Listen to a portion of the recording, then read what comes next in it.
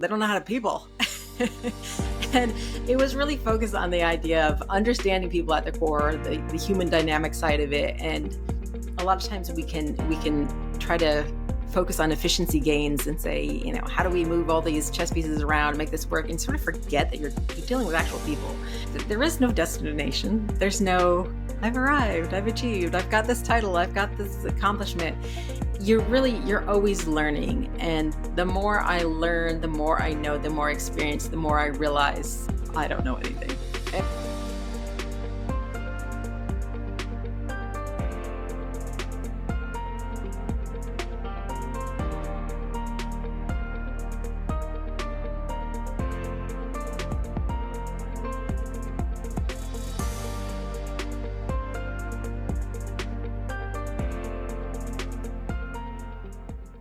Welcome to the Executive Connect podcast, where we dive into the minds of leaders and innovators. Today, I'm excited to have Elizabeth Bieniek with us. She's an author, speaker, and consultant whose work spans over 2 decades in innovation and leadership.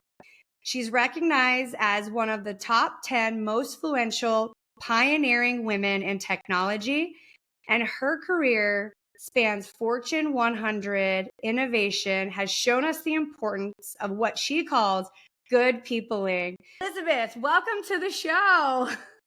Thank you, Melissa. Great to be here. I want to start out and just talk a little bit about your career path and talk a little bit about some of your pivotal roles and experiences in corporate America. Sure. I would say I took the scenic route in my career path. So definitely went around and saw all the sights on the way.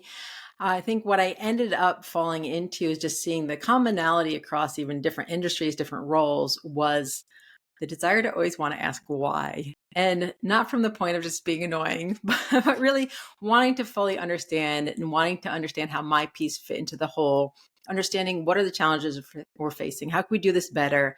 And I think that eventually wound me into a strategy role for a Fortune 100 company. And I got a great chance to ask why. And asking them why a lot more times turned me into proposing an idea for a startup, a way to pursue new tech in that space, not thinking that I would be involved in it, more thinking, hey, we as an organization should be looking at this as a great opportunity. But then the whole, who should lead this? What should we do? Nobody was standing up to that. And I ended up just sort of, well, nobody else is going to do it. This needs to be done. So let's just do it. Again, thinking I'd do this for a phase and then hand it off. And then another phase turned into another phase. And then 8 years later, I was like, oh, hey, I guess I'm doing that. So it was an interesting journey that got me into what I would say accidental entrepreneurship inside of a large organization. And then most recently, my change is parting ways with corporate America as of this last spring, branching out on my own, launching my own consulting speaking firm. And I wrote a book that really captured on that journey, that accidental entrepreneur journey. And what is that book called? And what can we find inside that book, Elizabeth? The title is Cake on Tuesday, and the subtitle is 25 Lessons to Unlock Corporate Innovation. And it really is just the journey, the good, the bad, the ugly, the learnings along the way of finding myself in that accidental entrepreneur role, and what I learned about myself, about people, about tech, and everything along the way. So you can find that book, Amazon, Barnes & Noble, pretty much anywhere you can get a book, Cake on Tuesday. I love it. And there's one thing that you said that I think is so important in our journeys as innovators and leaders is, going with it and sticking your hand up and figuring it out as you go. I think a lot of times in leadership, we just wait until we have all the boxes checked and then we step into roles. But I think a lot of what you kind of were talking about at the beginning is you just went with it and it needs to be done. Someone's got to do it. I'll do it. And you kind of just, what I like to say, rode the stream, rode downstream on the raft versus kind of fighting the path upstream. So I love that you mentioned that. I want to talk a little bit about what your vision was when you co-founded Webex's Hologram and just maybe some of the challenges you faced with bringing that product forward and your journey. Sure. At the time, like I mentioned, I was in a strategy role for Cisco, and my role was really looking more at strategic partnerships. And we had someone else in the organization that focused on the long range strategic planning for our organization. Same manager that managed both our groups, and I was having a little bit of maybe a cheeky conversation with my then boss about poking holes at our long range strategic plan and saying, why do we do it this way? I think we could be doing so much more external to the company, getting outside of our four walls, outside of what we know, and really be shake this up, be groundbreaking. And he was being particularly tolerant that day and decided to give me some runway and kind of challenge me back of, if you think you can do better, then show me.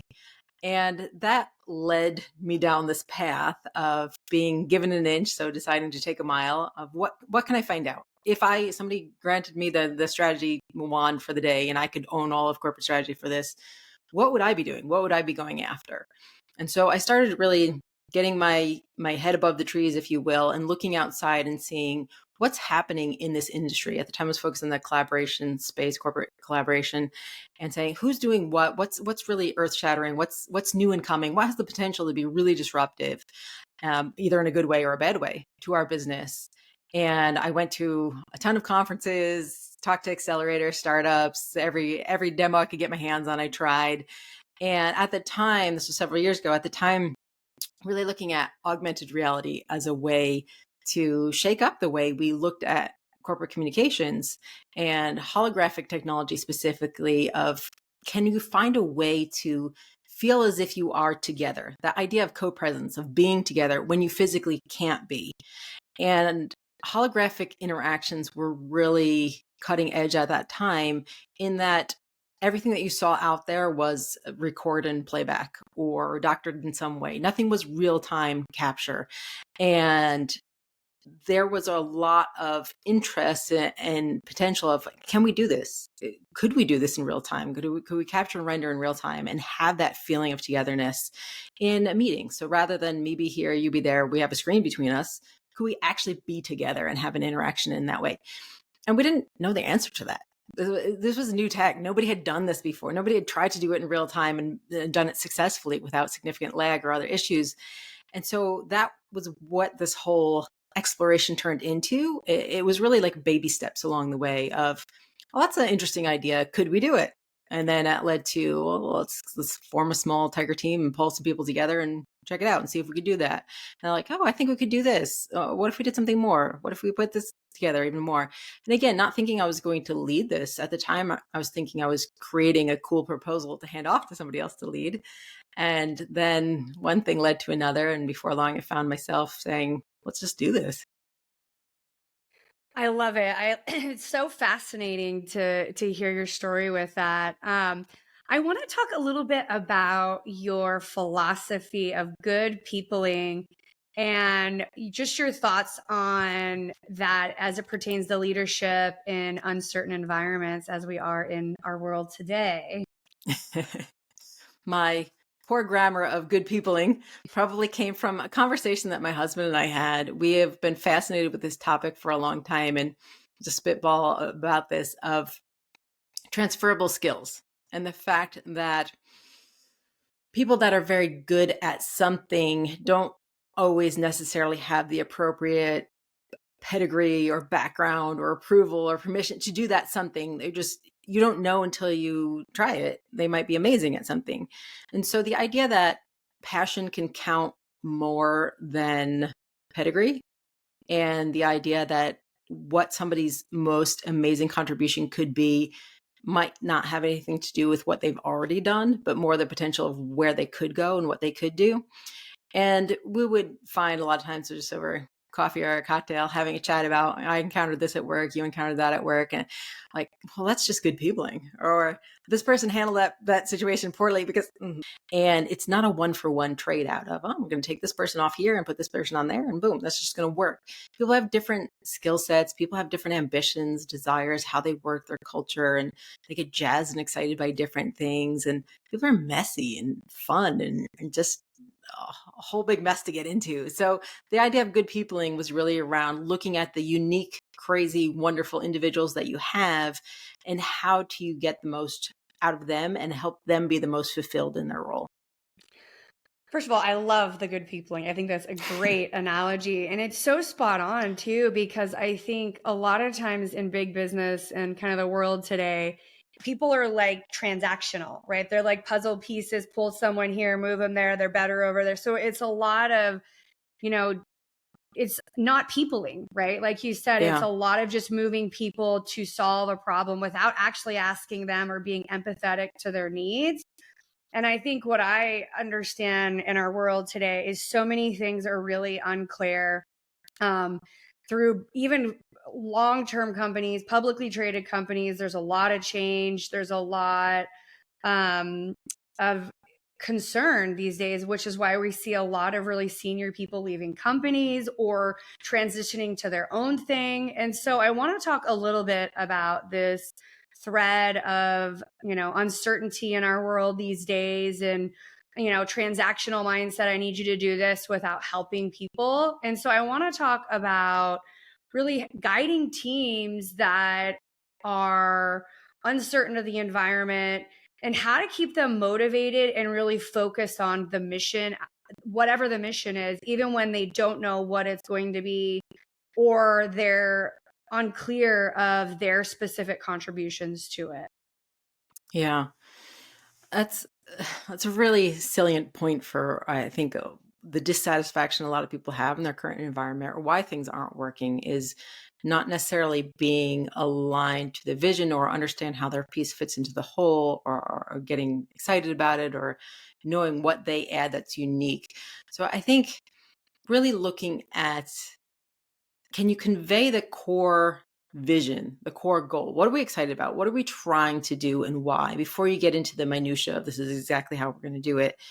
And I think when you convey that and you can get multiple people aligned to, this is the North Star, this is where we're going, it's not going to be a straight path.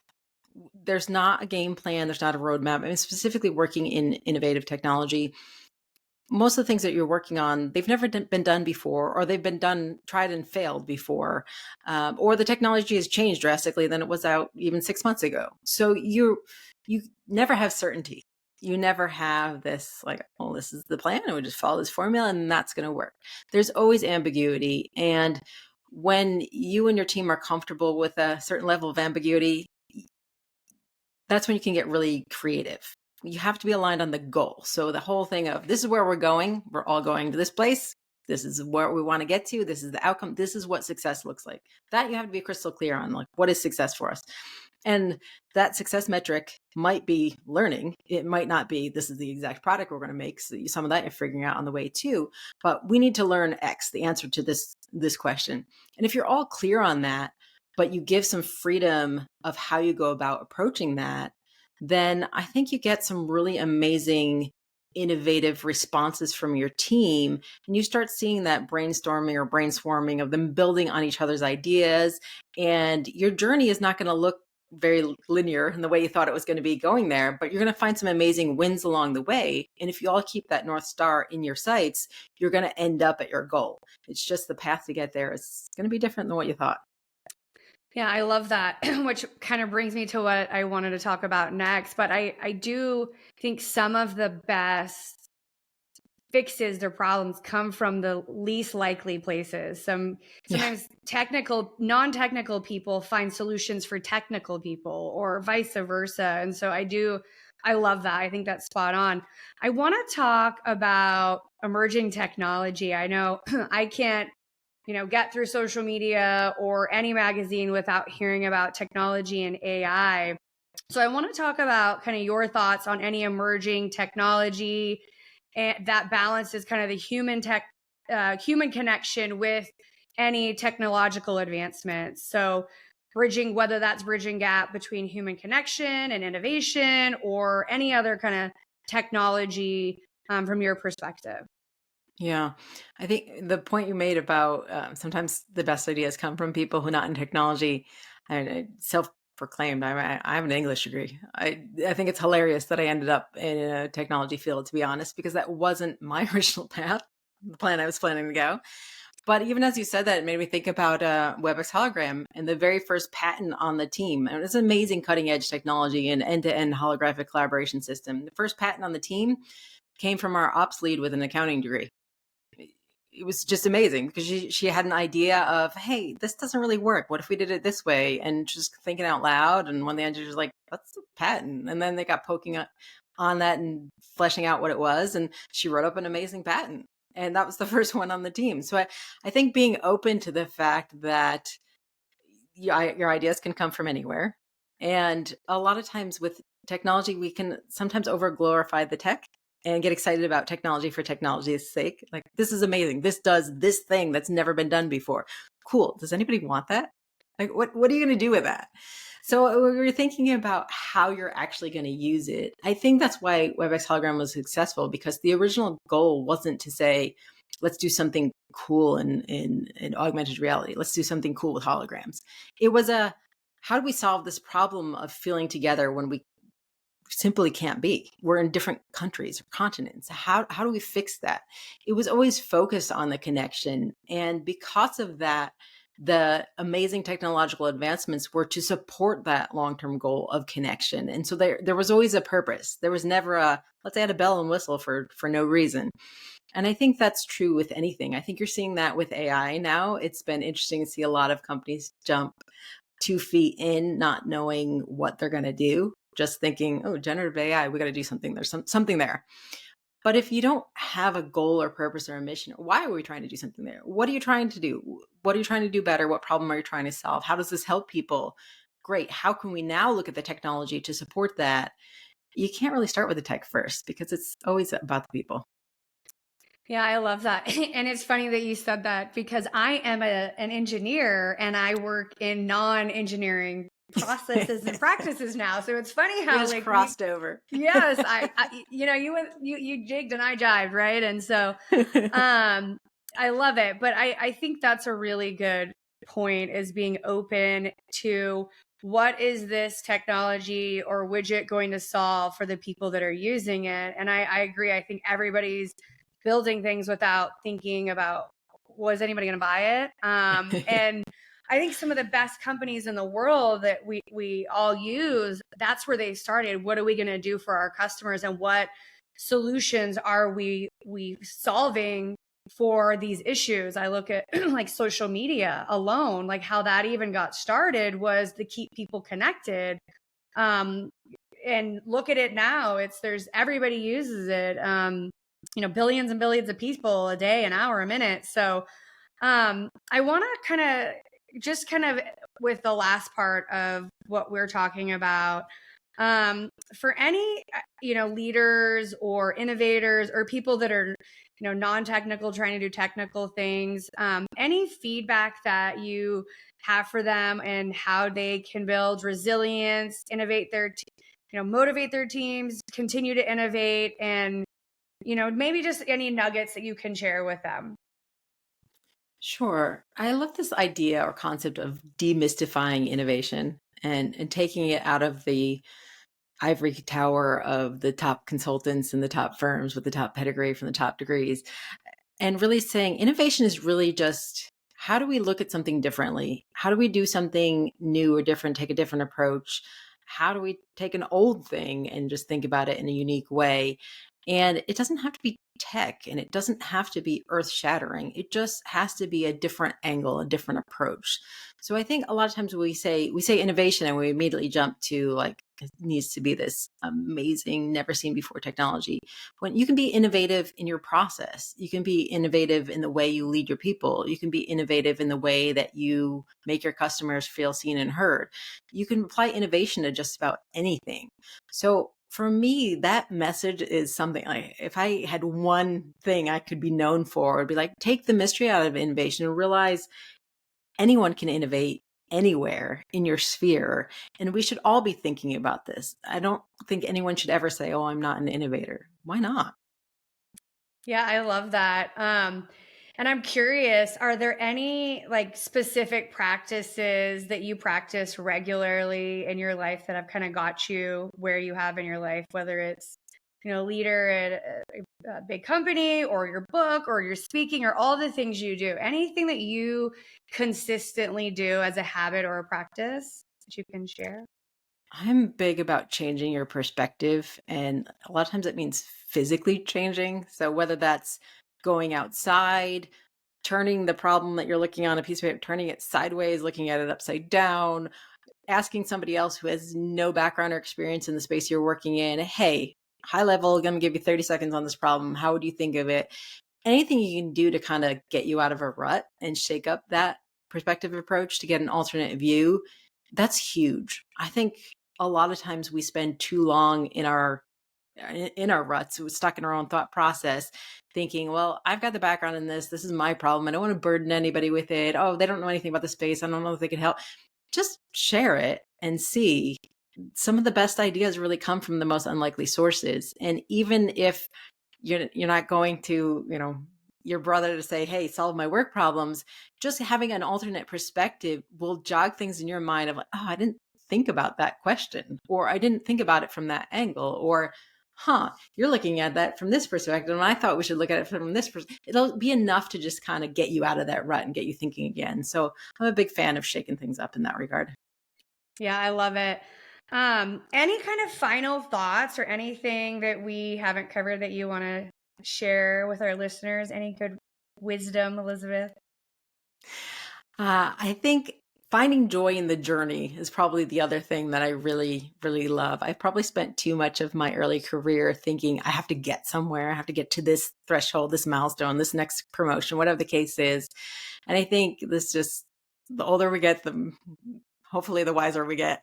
And looking at things now, realizing that there is no destination. There's no, I've arrived, I've achieved, I've got this title, I've got this accomplishment. You're always learning. And the more I learn, the more I know, the more experience, the more I realize I don't know anything. And I think finding the joy in that process, in that learning journey, falling in love with learning, being excited about being surprised, and realizing that when combinations are made that you never thought of, when you're presented with something brand new, unique, and fresh, that's when really exciting things happen. So not feeling like as we get older, we need to be the guru and expert that has all the answers in our field, but being open to, hey, inspiration can come from anywhere, innovation can come from anywhere. Let's just enjoy the ride. I love that. I always tell myself, embrace the suck because you're going to add one more tool to your toolbox. And before long, all the tools are coming out of your toolbox, right? And so Exactly. I love it. I think that's such a great piece of advice. Thank you so much for being here and sharing your journey with us. I know our listeners will get a lot out of it. For anybody looking to learn more about Elizabeth, find her book. She writes for Forbes and Bloomberg. Connect with her on LinkedIn. Thank you so much for being here. And that's the Executive Connect podcast.